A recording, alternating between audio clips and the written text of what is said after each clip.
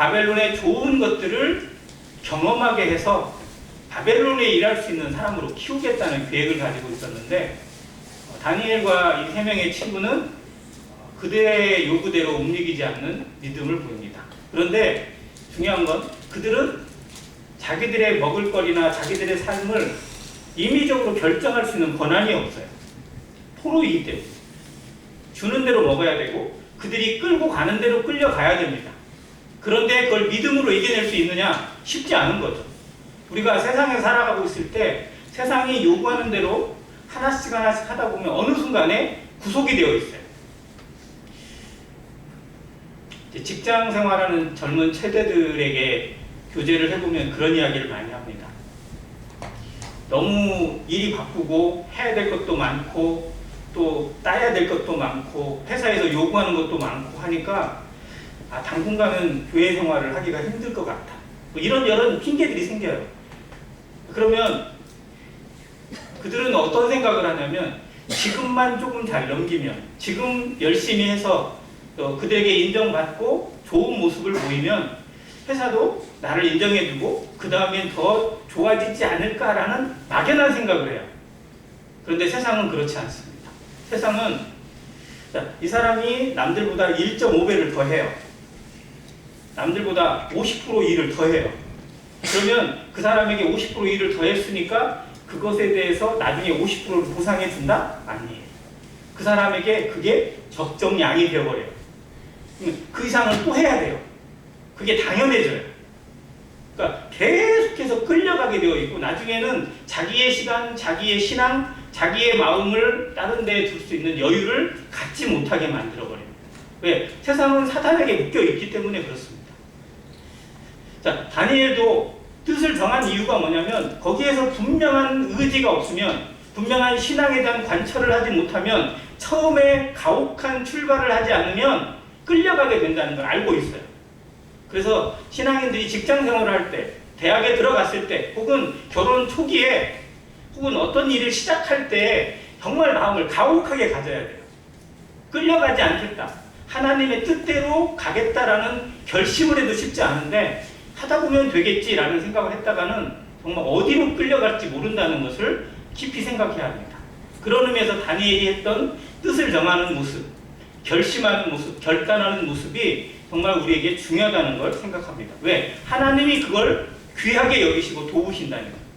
그리고 9절에 보면 하나님이 다니엘로 하여금 환관장에게 은혜와 긍휼을 얻게 하신지라. 환관장은 이방인입니다. 하나님에 대해 알지도 못하고 다니엘의 사정을 들어줄 여유가 없어요. 왜? 자기의 일이, 자기의 책무가 뭐냐면 얘들을 잘 먹이고 잘 키워서 정말 왕 앞에 나중에 데려가야 돼요. 그런데 그들이 원한다고 채식을 먹였다가 그들이 쭈글쭈글해지거나 혹은 병들거나 이렇게 했다가 자기가 화를 당하잖아요. 그러니까 그렇게 할 수가 없는데 다니엘은 왕의 명령보다 더 놀라운 그를 설득하는 길을 열어줍니다. 자, 10절에 보면 환관장이 정말 인간적인 대답을 해요. 내가 왕을 두려워한다. 왕이 얼마나 무서운지 안다는 거예요. 느부갓네살이 얼마나 정말 대단한 왕이라는 건 역사적으로 알려져 있습니다. 바벨론 제국의 모든 토대를 다 만든 왕이고 주변의 모든 족속들을 다 복속을 시켰어요. 그리고 놀라운 건 포악할 때는 엄청 포악해요. 그러니까 단호하기 짝이 없어요. 능력도 좋은데 어떻게 보면 성격도 정말 칼 같아요. 그러다 보니 그 밑에 있는 신하들은 왕의 눈 하나만 살짝 돌아가도, 목소리 하나만 바뀌어도 덜덜 떠는 그런 모습. 그게 나중에 2장에 그대로 나오거든요. 자, 그래서 이 환관장도 니들이 아무리 그렇게 한데 니들이 사정이 딱하긴 하지만 그러나 내 코가 석자다. 왕한테 나 죽을 수도 있다. 우리 왕이 얼마나 무서운지 아니? 네 마음대로 안 된다. 하고 싶어도 안 된다는 거예요. 그러면 실상 이건 될 수가 없는 상황이에요. 왜? 환관장이 들어주지 않으면 다니엘이 아무리 믿음을 갖고 있고 또 자기의 의지가 있다 하더라도 그걸 관철시킬 수가 없는 상황이라는 겁니다. 우리가 세상에서 이런 상황을 가끔 만나요. 우리는 믿음대로 하고 싶어요. 그런데 내 주변에 있는 상황이나 회사나 또 사회 세상은 그걸 용납해주지 않아요. 받아주지 않아요. 야, 너만 교회 다녀? 너만 하나님 믿어? 나도 교회 다녀? 그러면서 그냥 야, 적당히 생각해. 뭐 이런 식으로 욕을 할 때가 있어요. 제가 처음 직장 생활을 30년 넘었네요. 그때 그 면접을 볼 때 이 얘기를 하더라고요. 자, 교회 다닌다고 딱 얘기하니까 대번에 지는 질문이 뭐냐면, 그러면 일요일 날 회사가 출근하라고 하면 어떻게 할 거예요? 그러더라고요. 일요일 날 회사에 일이 있어가지고 출근을 해야 된다. 어떻게 할 거예요? 면접을 보러 간 사람한테 대번에 묻는 질문이 그거예요. 참 난감하더라고요. 근데 세상은 그래요. 그렇게 도전적으로 물어보고요. 실상은 우리가 거기에 굴복하기를 바랍니다. 그래서 세상은 어떻게든 교회를 다닌다고 하는 사람, 하나님을 믿는다고 하는 사람, 그리고 정말 쟤는 신앙을 가지고 있는 것 같아 라는 사람을 굴복시키고 싶은, 그걸 통해서 쾌감을 가지고 싶은 이상한 심리를 가지고 있어요. 그래서 우리는 사방이 적이다라는 걸 늘 인식하고 살아가야 됩니다. 아무튼 근데 다니엘이 여기서 굴복하지 않아요. 근데 뭐라고 했냐면, 니들이 채식을 먹고 고기를 먹지 않고 기름진 걸 먹지 않아서 얼굴이 바뀌게 되고 안색이 안 좋아지고 건강이 안 좋아지면 그때 어떻게 할 거냐라고 했어요. 그러니까 다니엘이 뭐라고 하냐면, 그러면 10일만 기한을 주십시오. 열흘이라는 기한을 줘요. 열흘만 가지고 우리가 채식을 먹도록 해주고 시험을 해주십시오. 열흘 동안 먹었는데 우리 몸이 더 쭈글쭈글해지거나 건강이 안 좋아진다면 우리도 포기하고 고기를 먹겠습니다. 그런데 열흘 동안 먹었는데 우리가 더 오히려 건강하거나 별 이상이 없다면 우리에게 이 믿음을, 이 신앙을 허락해달라고 요구를 해요. 듣고 보니까 그럴싸하거든요. 다니엘이 똑똑하기도 하지만 정말 이 상황, 여기서 10일 동안 우리를 시험해달라고 하는 이 상황 자체가 과연 어떤 상황 가운데 왔을까? 저는 이 상황과 비슷한 말씀이 창세기 24장에 나오는 아브라함의 늙은 종 엘리에셀이 이삭의 신부감을 구하기 위해서 멀리 이동을 하잖아요.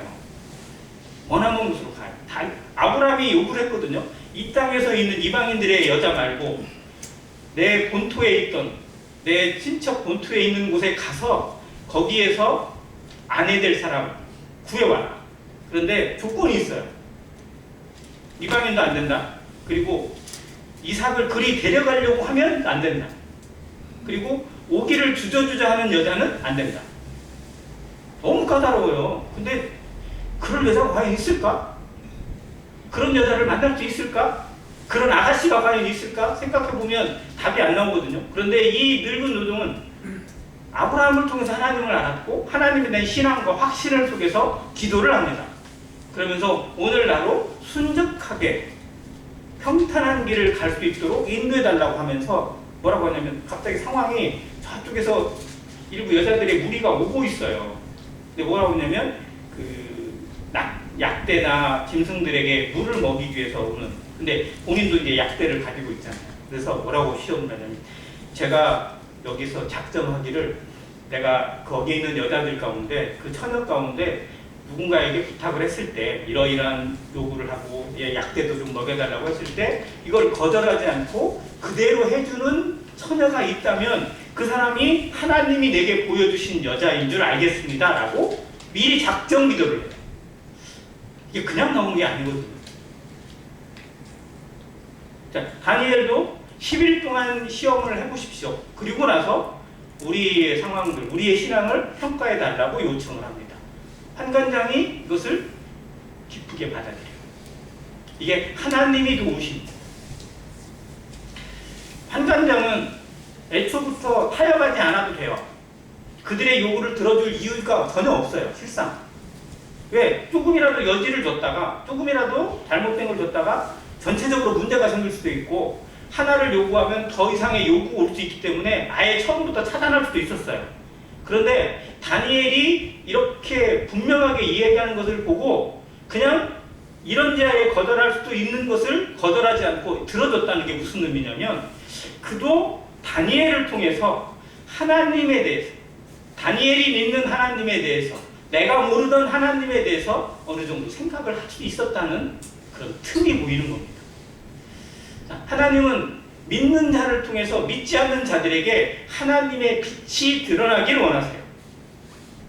우리 얼굴에 비치는 빛이 누군가에게 전파되기를 원합니다. 왜? 예수 그리스도를 아는 빛을 우리에게 비춰주셨으니까. 그 빛을 우리가 받았고 그 빛을 통해서 생명의 빛이, 생명의 능력이 우리 가운데 들어왔기 때문에 우리도 그 빛을 누군가에게 발해주는, 반사해주는 역할을 하기를 원하십니다. 그래서 누군가를 만나게 하세요. 누군가와 대화하게 하세요. 누군가에게 하나님을 알릴 수 있는 기회를 주세요.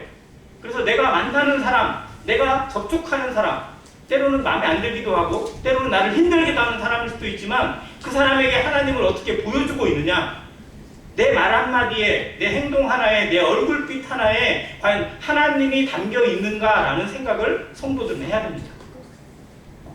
이게 삶의 간증이니까. 다니엘이 그런 삶을 살았다는 걸 암시해주고 있어요. 그래서 환관장도 다니엘의 말을 함부로 무시하지 않고 들어주는 겁니다. 우리가 정말 분명한 신앙 가운데 있으면요, 세상이 조롱을 하더라도 두려워해요. 함부로 말하지 못하고요, 함부로 판단하지 못하게 됩니다. 아무튼 우리는 그러한 책임을 가지고 있고 또 그런 파수꾼의 사명으로 살아가야 된다는 걸 다니엘을 통해 생각합니다. 자, 10일의 기간 동안 나머지 사람들은 몇 명이 끌려왔는지는 모르겠지만 전체 보면 뭐 1000명 이상의 젊은 사람들이 끌려왔다고 하는 그런 내용들이 있으니까 4명 빼고 엄청나게 많은 애들은 다 뭐였어요? 바벨론에서 주는 고기 먹고 좋은 거 먹고 아무튼 뭐 포도주 마시고 뭐 이렇게 했어요. 근데 이 4명만, 무슨 독불장군도 아닌데 4명만 채식을 먹어요. 자, 그러면 뭐 왕은 모르지만 느부갓네살에게 그 소식이 들려주면 안 되잖아요. 그런데 같이 끌려온 포로들은 그 상황을 알까요? 모를까요? 야, 다니엘하고 하나냐랑 쟤들은 고기 안 먹는데? 쟤들은 풀대가리 먹는데? 이러면서 자기들끼리 수닥수닥 얘기할까요? 안 했을까요? 했겠죠. 어떻게든 알려줬겠죠. 10일 동안이나 됐으니까. 자, 그럼 여기서 한 가지 생각해 보겠습니다. 그들은 과연 다니엘과 세 친구를 어떻게 생각했을까? 자, 거기 환관장이나 그들을 관리하는 사람들은 이방인이니까 그렇다 쳐요. 자, 그런데 같이 끌려온 그 소년들, 같은 또래들이잖아요, 거의. 자, 이 소년들은 하나님을 알아요, 몰라요? 하나님 알아요, 몰라요? 몰라요. 알죠. 알죠. 왜? 유대에서 끌려온 청년들이니까. 적어도 하나님을 얼마나 잘 믿는지는 모르지만 하나님을 알고 하나님을 경외해야 된다는 거, 우리는 하나님의 백성이다, 아브라함의 자손이다라는 자부심으로 살아가는 유다의 젊은 청년들입니다. 그러니까 다니엘만 신앙이 있는 게 아니고 나머지 청년들 다 신앙은 가지고 있어요. 그런데 그 신앙이 삶으로 드러나고 믿음으로 드러나느냐 아니냐는 상황 가운데 다를 때가 많아요. 우리도 다 같은 믿음을 가지고 있다고 말하지만 그러나 믿음은 내게 아니고 하나님이 주신 겁니다. 그 믿음이 나를 통해서 어떠한 삶으로 드러나고 어떠한 헌신으로 드러나고 어떠한 충성으로 드러나느냐는 우리에게 하나님의 말씀이 얼마나 확고하게 박혀 있느냐에 따라 달라집니다. 믿음은 동일한 것 같지만 실상 믿음의 역사는 다 다릅니다. 그들도 하나님을 알고 하나님을 믿은 사람들이지만 그들은 그냥 현실에 그냥 타협합니다. 어쩔 수 없다고 받아들여요. 우리가 뭔 힘이 있어? 어쩔 수 없는 거지. 우리가 나라를 뺏겼나? 우리 부모들이 뺏겼고 우리 왕이 뺏긴 거지. 그리고 남 탓을 했겠죠. 자기들은 억울하게 끌려왔다. 여기서 죽을 수도 있다. 이런 생각 가운데 그냥 어쩔 수 없다라고 생각했을 겁니다. 자, 그러면서 이 4명을 어떻게 봤을까요? 부러워했을까요? 아니면 약간 조롱했을까요? 한편에서는 좀 대단한데? 이런 생각도 들긴 했겠지만 지들이 뭐 그런 거라고 이런 생각이 더 먼저 들었을까요?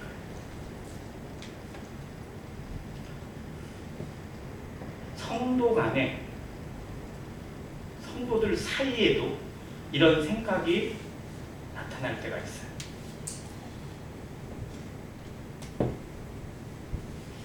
뭔가 좀 어떻게 보면 세상 말로 좀 유난을 떠는 성도가 있어요. 하려고 하고 이런 성도가 분명히 있을 수 있어요. 그런데 그 성도의 그 모습을 보고 너무 잘한다 이렇게 칭찬해주고 격려해주는 사람도 있겠지만 너무 나대는데 뭐 이런 생각을 가지는 사람, 대놓고 말하지는 않지만 그런 생각을 가지는 성도도 있을 수 있어요. 근데 이게 공동체를 얼마나 위협하고 있고 어렵게 만드는 생각인지를 알아야 합니다. 이게 과연 하나님부터 온 것일까? 절대 아니라는 거예요. 그래서 다니엘을 바라보는 그 친구들, 다른 사람들의 시선이 꼭 나에게도 있진 않은가라고 돌아보게 됩니다. 뭔가 하고자 하는 성도, 뭔가 정말 어려운 상황 가운데도 뭔가 열심히 하는 성도를 보면 내가 도와주지는 못할 망정 기도해주고 어떻게든 동역자가 되기 위해서 힘쓰는 모습 자체가 나타날 때 교회는 하나됨을 힘써 지키게 됩니다. 그런데 이상한 소리 해대고 또 다른 소리 나오게 되고 이런 모습이 나오게 되잖아요. 그러면 그건 교회가 아니에요. 아무튼 이 속에서 다니엘은 굴하지 않고 누가 뭐라고 하든지 그 신앙 자체에 살아가고 있습니다. 정말 어려운 건 뭐냐면 뭔가를 하고자 했는데 그런 마음을 가지고 뭔가 시도를 하고 열심히 하려고 했는데 옆에서 이상한 소리 하고 또 좀 상처받는 말을 듣는다든지 그런 상황이 오고 의도했던 대로 이루어지지 않는 상황을 만나게 되면 대부분의 성도, 대부분의 사람들이 그냥 실망하고 접는 경우가 많아요. 아닌가 보다. 나는 여기까지 내가 괜히 나선다 보다. 뭐 이런 생각을 해가지고 오히려 더 신앙이 떨어지는 경우도 있어요. 근데 역시 이것도 옆에 있는 성도들 도와주지 못한 사람들도 문제지만 그 당사자도 실상은 그게 하나님으로부터 온 성령의 감동으로 주어지지 않았다는 걸 반증해주는 조건이 됩니다. 정말 성령으로 말미암아 자원함을 가지고 즐거운 마음으로 시도를 하면 실패를 두려워하지 않고 실패에 굴복하지 않습니다. 오히려 어려움이 왔을 때 더욱 담대하게 그걸 다시 하고자 하는 끈기가 나타나게 되고 포기하지 않는 신앙으로 이루어지게 된다고 믿습니다. 아무튼 다니엘은 10일 동안 시험을 통해서 그들의 얼굴이 성경을 볼게요. 15절입니다. 같이 한번 읽겠습니다. 시작. 열흘 후에 그들의 얼굴이 더욱 아름답고 살이 더욱 윤택하여 왕의 음식을 먹는 다른 소년들보다 더 좋아 보입니다. 이해가 안 되는.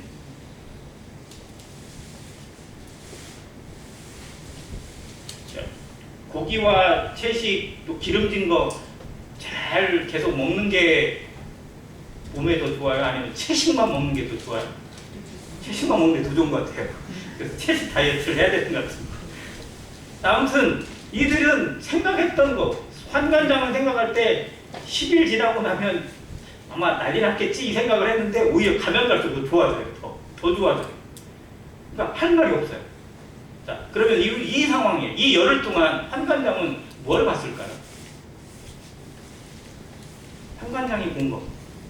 환관장이 한번 생각해보세요.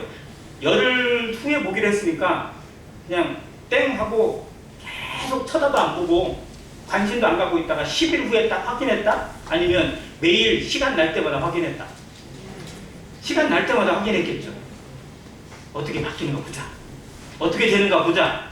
그런데 보면 볼수록 더 좋아져요.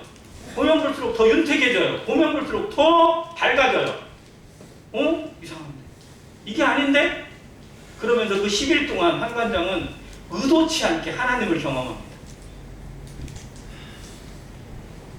저들에겐 내가 모르는, 내가 알지 못하는 누군가가 있다. 저 사람에겐 내가 모르는 뭔가가 있다. 이게 놀라운 간증 아닌가요?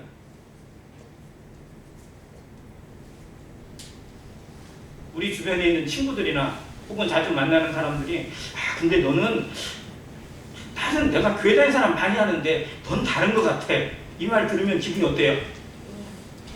아, 내가 그래도 신앙생활 잘했구나 라는 마음이 들잖아요. 뿌듯하지 않겠어요? 근데 다니엘에게 말은 하지 않아도 지금 환관장은 다니엘을 통해서 봤으니까 하나님을 봤어요. 그렇게 해서 이제는 그냥 별도 관리가 됩니다. 계속해서 채식을 먹어요. 그들의 삶에 진정한 자유가 주어집니다. 자, 다니엘은 세 친구는 지금 있는 곳이 예루살렘이에요? 바벨론이에요? 바벨론의 왕궁입니다. 가장 번성되었다, 가장 문화가 발달되었다, 가장 화려한 도시에 끌려와 있습니다. 그러나 그곳에도 누가 계세요? 하나님이 계십니다. 하나님을 우리가 가르칠 때 뭐라고 하냐면 전지전능하시고 또 무소부대하신 하나님이라고. 뭐예요? 네, 어느 곳에나 계시는 분이세요. 시편에 보면 내가 광야 끝에 가서 진을 칠지라도 거기에 계시고, 네? 바다 끝에 가서 있을지라도, 사망의 깊은 늪에 가서 있을지라도 하나님이 거기 계신다고 고백을 하고 있어요. 하나님은 어느 곳에나 계십니다. 예배당에만 계시는 하나님이 아니고요. 내가 슬픔 가운데 있을 때에도, 내가 세상 가운데 죄 가운데 빠져 있을 그 순간에도 하나님 거기서 안타까운 눈으로 보고 계세요. 사람들에게 버림받고 사람들에게 상처받아서 혼자 울고 있을 그때에도 하나님은 내 마음을 누구보다도 아시고 거기 계세요. 하나님은 정말 무소부재하신 분이에요.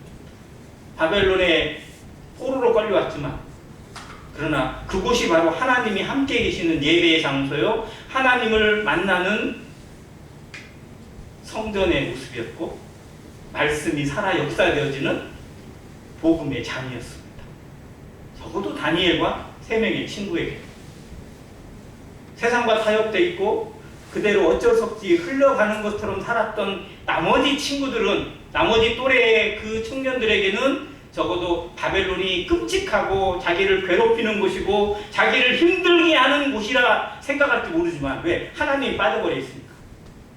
하나님은 어디나 계시지만 하나님이 안 보이는 사람이 있고요, 어느 곳에 있든지 간에 늘 하나님을 보이는 성도가 있어요. 그래서 중요한 건 내가 어떤 상황에 있느냐가 아니라는 겁니다. 내게 어떤 일이 주어져 있느냐가 아니라는 겁니다. 그 일 가운데서 과연 하나님을 어떻게 만나고 있느냐라는 겁니다. 그걸 흔히 믿음이라고 합니다.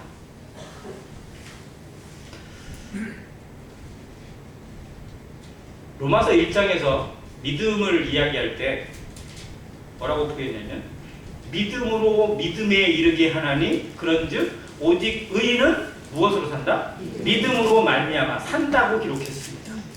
믿음으로 믿음에 이르게 한다. 잘 한번 묵상해 보세요. 믿음으로 믿음에 이르게 한다. 처음에 믿음이라는 단어와 그 다음 믿음이라는 단어가 똑같은 의미인가요? 물론 믿음이라는 단어는 같겠죠. 그러나 그 성질과 그 영향력이 달라요. 믿음으로 믿음에 이른다면요, 계속 믿음이 자라는 성도는요, 그 삶 전체가 믿음이 돼요. 그리고 삶이 믿음을 아는 것에 머물지 않고 믿음으로 살아내고 믿음으로 사는 삶을 보여주는 삶이 됩니다. 이걸 믿음의 역사라고 합니다. 데살로니가전서 1장에 보면 데살로니가 교회를 칭찬할 때 세 가지를 얘기했어요. 믿음의 역사, 소망의 인내, 사랑의 수고가 있다고 했습니다. 믿음은 역사됩니다. 역사된다는 의미가 뭐냐면 그 사람을 바꾸는 거예요. 뭔가가 일어나게 합니다. 변화가 일어나고요, 그를 통해서 새로운 것이 계속 생겨나게 돼요.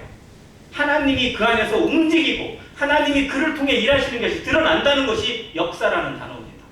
우리에게 믿음이 있으면 그 믿음이, 우리에게 있는 믿음, 우리를 통해서 일하시는 하나님의 역사가 나타나는 게 지극히 당연합니다. 내가 한 게 아니니까. 내가 했다고 감히 말할 수 없는 거니까. 하나님은 믿는 자를 통해서 일하십니다. 아멘? 네, 기독교의 역사입니다. 하나님은 직접 다 하실 수 있어요. 못 하시는 게 아닙니다. 전지전능하세요. 그런데 하나님은 직접 하기를 원치 아니하시고 누구를 통해서? 믿는 자를 통해서 일하기를 원하세요.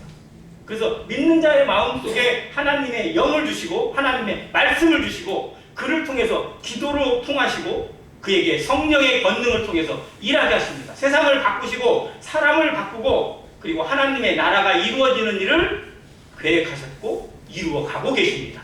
교회는 그 증인들입니다. 그 일꾼들로 부름받았고 그 사명자로 부름받았습니다. 과연 우리 안에 내가 가지고 있는 믿음 안에 하나님이 어떻게 일하고 있습니까? 믿음은 토대입니다. 그 토대 위에 계속해서 쌓아가시는 성령의 역사가 어떻게 나타나고 있는가. 어떤 사람은 믿음을 가지고 있는데 그냥 가지고만 있어요. 나타나지 않습니다. 변화가 나타나지 않고 정말 믿는 사람인가 아닌가 의심이 될 정도의 모습 속에 머물러 있어요. 다른 말로 하면 묻어놓은 사람. 믿음은 적어도 우리에게 오신 믿음은 우리 마음을 강권하십니다. 우리에게 주신 하나님의 사랑은 우리를 가만두지 않아요. 가만히 있는 게 이상한 거예요. 자, 구원받은 사람, 거듭난 사람, 하나님을 깨닫고 복음을 깨닫고 내가 이제 천국에 가게 된다, 하나님의 백성이 되었다, 영원한 생명을 얻었다 하면 그냥 그렇구나 라고 가만히 있어요. 이게 정상이에요? 아니에요.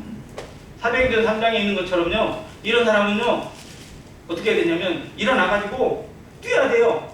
그리고 찬양을 해야 됩니다. 당연해요. 밤새도록 찬양해도 질리지 않고 울면서 기도해도 정말 어떻게 보면 시간 가는 줄 모르겠고 누구와 교제를 해도 정말 아깝지 않고 그냥 교회가 내 집이다, 성도들이 내 가족보다 더 뜨겁다, 하나님을 위해 이런 일하면 전혀 아깝지 않다, 이게 그냥 너무 막 당연하게 흘러나왔다. 그게 우리의 처음 사랑 아닌가요? 이게 너무 당연했어요. 그런데 왜 세월이 지났는데, 왜 시간이 지났는데, 더 성숙해졌는데 왜 그 처음 사랑을 잃어버린 채 어쩔 수 없는 것처럼 생각하고 있어요? 우리에게 주신 믿음은, 우리에게 주신 말씀은 전혀 바뀌지 않았는데, 변하지 않았는데 내가 변질된 거 아닌가? 그런 의미에서 보면 우리는 그래서 이걸 두려워해요. 우리에게 주신 믿음이 지금도 나를 움직이고 있고 내 삶을 흔들고 있고 내 삶을 이끌어가고 있는 믿음인지, 믿음의 역사가 나를 통해 어떻게 나타나게 하고 계시는지를 늘 고민해야 합니다. 다니엘처럼. 그래서 현실에 타협하지 않고 그 가운데 하나님이 함께 하시는 것을 경험하고자 하는 기도가 필요합니다. 길이 두 가지가 있어요. 어떤 상황을 만나게 되면, 어떤 어려움이 찾아오면 사람들은 먼저 뭘 생각하냐면 피할 길을 생각합니다. 어떻게 해야 하지? 어떻게 피해야 하지? 어떻게 벗어날 수 있을까? 어떻게 해야 되지? 어떻게 해야 되지라는 고민 속에는 뭐가 있냐면 그 상황을 빨리 벗어나고 싶은 마음이 담겨 있어요. 그래서 기도도 그렇게 합니다. 그런데 기도하기 전에 우리의 습관 중에 하나는 뭐냐면 이거 하려면 뭐가 필요하지? 라고 생각해요. 대부분 어디로 귀착점이 모아지냐면 돈이나 혹은 어떤 사람, 뭔가 좀 무슨 법적인 문제가 생겼어요. 골치 아파요. 그러면 하나님께 기도도 하는데 또 누구를 찾아요? 친구 중에 변호사 없었나? 맞아. 걔가 변호사지? 걔가 판사였어. 전화번호 뭐지? 누가 잘 알지? 안 그런가요?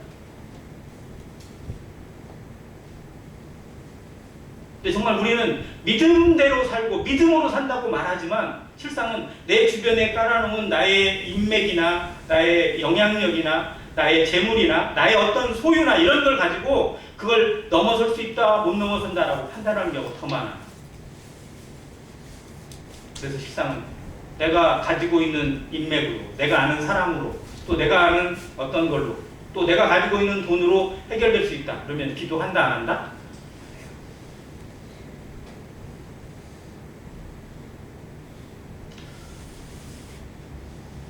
그런 의미에서 조지 밀러 형제님은 정말 가진 것이 하나도 없는 것을 자랑했던 것 같아요. 가진 게 없으니까, 가지고 있지 않으니까 무조건 기도하셨어요. 기도 외에는 길이 없었습니다. 그래서 어쩌면 정말 세상에 많이 갖고 있지 않은 것이었지만 하나님을 배우는 또 하나의 방법이기도 하다라는 생각이 들 때가 있어요. 자, 다니엘은 피할 길을 찾았나요? 아니면 더 좋은 길을 찾았을까요? 자, 그럼 물어보겠습니다. 하나님은 우리에게 피할 길을 주시는 분이세요? 더 좋은 길을 주시는 분이세요? 정말요? 근데 우리는 구할 때 더 좋은 길을 구하지 않고 피할 길을 구한다니까요. 우리 기도를 한번 바꿔야 된다는 생각이 들지 않으세요?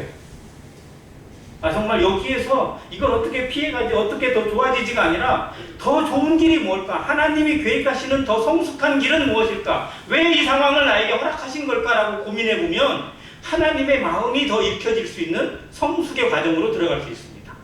다니엘은 그곳에서 정말 말도 안 되는 상황 가운데 있었지만 오히려 더 성숙의 길을 갖고 더 좋은 길을 얘기하고 계시는 하나님을 경험하게 됩니다.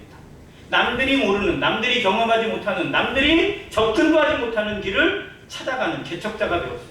그리고 그 길을 통해서 믿지 않는 이방인들에게 하나님이 살아계심을 증명해주고 있습니다. 하나님은 이런 분이시다. 하나님은 여기에서도, 이방 땅에서도, 그리고 너희들의 권세와 너희들의 압제 가운데서도 언제든지 일하고 계시는 하나님이시다라는 걸 증명하고 있습니다. 우리는 세상 가운데 내가 만나는 사람들에게 어떤 하나님을 증명해내고 어떤 하나님을 보이고 있는 성도인지 고민하지 않을 수 없습니다. 자, 그런 다음 하나님이 17절입니다. 이 내 소년에게 학문을 주시고 또 모든 서적을 깨닫게 하시고 지혜를 주십니다. 누가 주셨다고요? 하나님이 주셨어요. 자, 바벨론의 학문이 정말 대단하다고 알려졌습니다. 문화가 그 중에 가장 번성했다고 알려졌습니다. 바벨론 제국이 가지고 있던 영화는요, 정말 고대 역사, 메소포타미아 문명의 가장 출발점이기도 했습니다. 자, 그러나 세상이 가지고 있는 지식과 문명과 그 아무리 발달됐다 하더라도 하나님의 능력과 하나님의 섭리를 따라갈 수 있다 없다? 없다는 겁니다.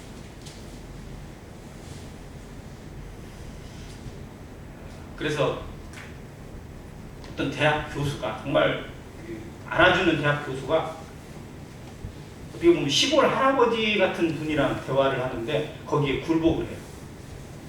정말 어떻게 보면 본인이 생각할 때는 제대로 교육도 못 받았고 제대로 뭐 자기처럼 뭔가 전문적인 지식을 가지고 있지도 않은 분인데 대화를 하다 보니까 점점 자기가 꾹 빠져들어가지고 응?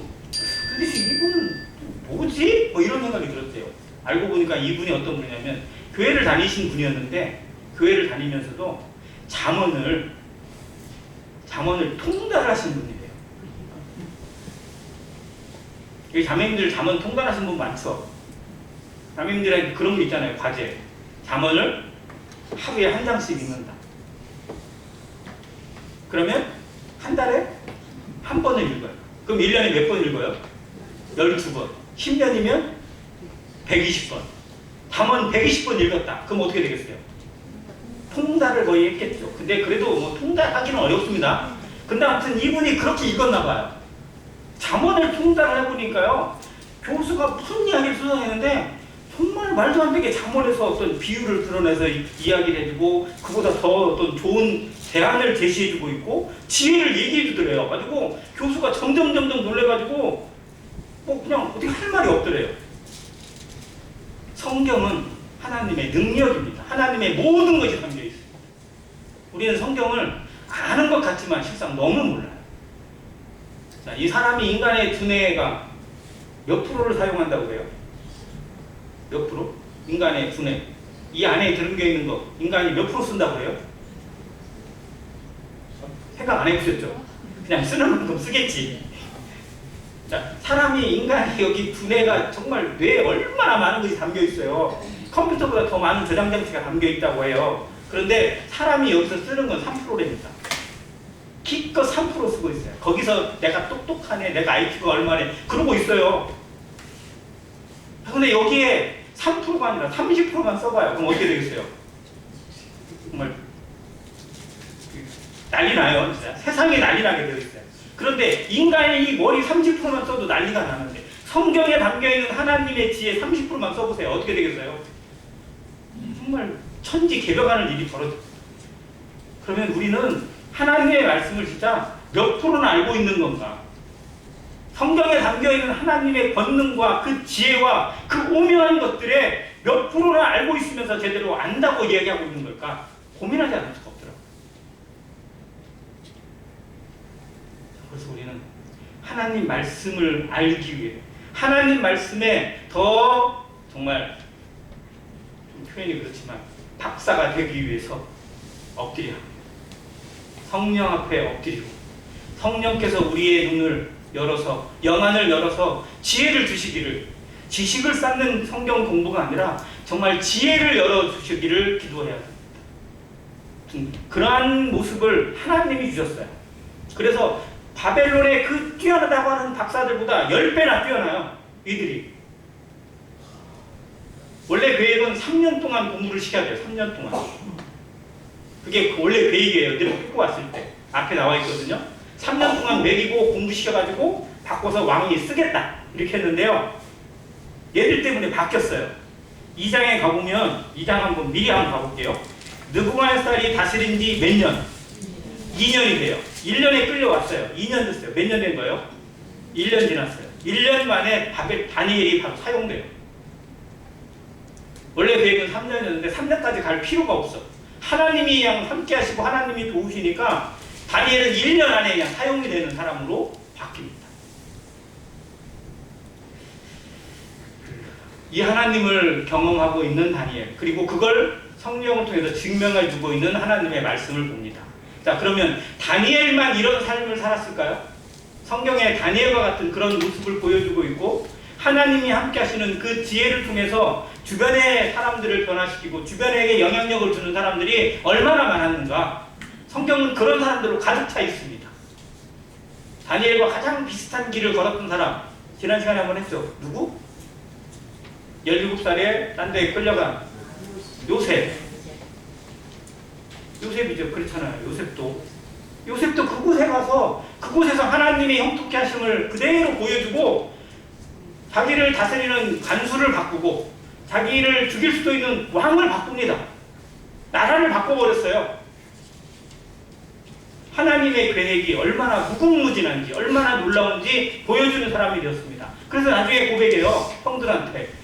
나를 이곳에 보낸 건 당신들이 아니다. 누가 보내셨다? 하나님이 보내셨다. 그러니까 두려워하지 말아라. 우리가 여기에 있는 거, 우리 이 상황 가운데 있는 거, 누가 나에게 힘들게 해서 있는 게 아니라 누가 하셨다? 하나님이 하셨다고 믿는 겁니다. 하나님이 여기에 보내셨다. 하나님이 이 일을 통해서 나를 깨우치게 하시고, 또 이 일을 통해서 누군가에게 선한 영향력을 주고 하나님이 어떤 분이신지를 보여줄 수 있는 간증을 하게 하신 것이다 라고 하면서 기도하시길 바랍니다. 그 가운데 하나님이 어떻게 역사하시는지를 경험하는 우리들이 될 것입니다. 하나님은 어느 곳에나 계십니다. 내가 가장 극심한 환경 가운데 있을 때에도 거기 계시고, 내가 정말 일어나지 못한 힘이 빠져가지고 아무것도 못하는 무력한 가운데 있을 때에도 하나님은 그곳에서 나를 위해 기도하십니다. 그 하나님을 경험하는, 아무튼 성경이 주는 참 지혜를 경험하고 성경의 말씀이 얼마나 놀라운지를 경험해가는 성도들 되기를 간절히 바랍니다.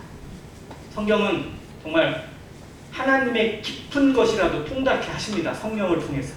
정말 깊은 것. 하나님의 깊은 게 뭐냐면요, 하나님의 마음이, 하나님의 뜻이거든요.